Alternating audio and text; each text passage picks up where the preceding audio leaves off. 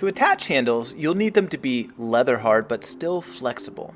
Now, begin by doing any last minute touch-up and refinements you want to do on your mug cylinder. This is really your last chance. Once the handle is attached, it's a little bit trickier to get in there and make these little fixes.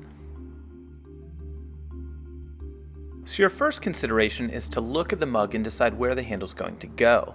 Then hold the handle up to the mug and take a look at which section of it best fits your mug design and is going to best fit your hands when you attach it. Sometimes it's easier to move your mug to the edge of something so that you could hold this up and see both at the same time, like this. As you're choosing which handle is best, you might want to look at the width of the handle and the overall design. Does the design of the handle seem to match the design of the mug? Take a look at the handle and line your fettling knife up and decide where you're going to cut. This will also give you two parallel cuts that are easier to attach to the mug. Then press gently to make a mark. Now for a beginner, it might be best to trim your less successful handle first. You might have some issues with the angle of the cut or the fit, so it's best to practice here so you don't mess up your best handle. If you do get the cut angle wrong, line it up against the side of your mug, make a little mark so your fettling knife is parallel with the mug, and then go ahead and cut that. Test fit both parts, trim again as needed. Now at some point, you can't trim too much or your handle's going to be too small. So if anything, cut your handle a little too big to start and then trim it down as you test fit that handle. To cut your handle without damaging it, support the handle in your hand and gently cut straight down into your hand. You want to do this so you don't mess up the handle by putting it on the table. You want to cut clean through and hopefully cut straight so you don't have crooked cuts at the attachment points. Now hold that handle up to your mug and take a look. Is it fitting nice? Does it have a nice negative space shape? And do your cuts align with the mug pretty well?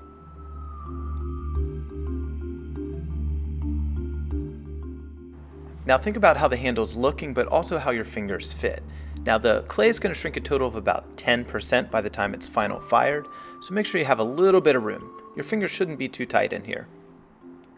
As you consider handle placement, make sure no part of the handle extends past the rim of the mug. This will make it so the mug doesn't sit upside down on a shelf very well. Generally, it's not a good idea. Now hold up that handle and use your fettling knife to mark the mug where you're going to need to score and slip this. I usually like to mark the thickness of the attachment points and the width of the attachment points. Go ahead and thoroughly score the cylinder part of the mug at both attachment points. It's okay if you score a little too much, we'll smooth that out later. Now because our handle cuts are straight but our cylinder is curved, we're going to use the handle of the fettling knife to gently tap down a curve into the end of the thick part of the handle. You want to just compress that enough until it fits nicely on the side of the cylinder. Now thoroughly score both attachment points of the handle itself. Remember, before you do this, make sure that handle fits nicely against the side of the mug. You want a nice tight seal. Apply slip to the cylinder and slip to the handle. Start by adhering the top of the handle, the thicker part, to the mug. Compress that with the hand on the inside supporting the cylinder wall.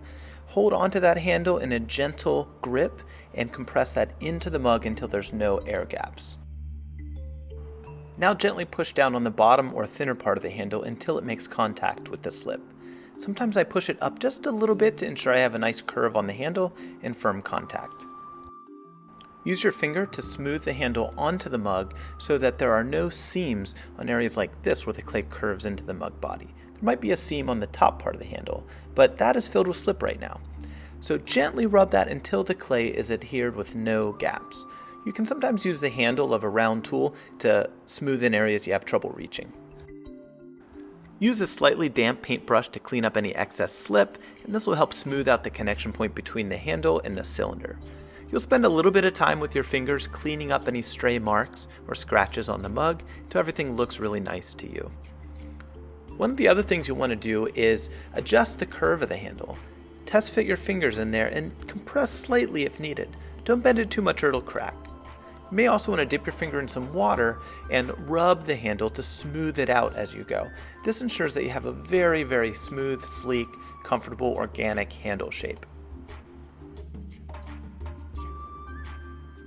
At this point, you are finished. Feel free to do any last touch-ups to the mug itself, and then it'll be ready to sign and dry.